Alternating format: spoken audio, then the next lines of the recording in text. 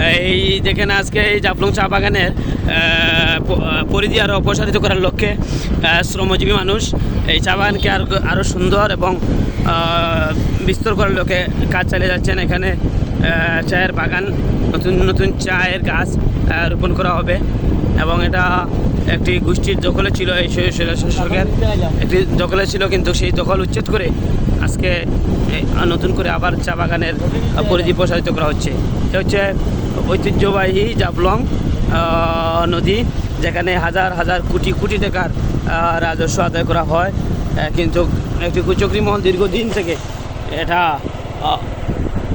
বন্ধ করে রেখেছিল।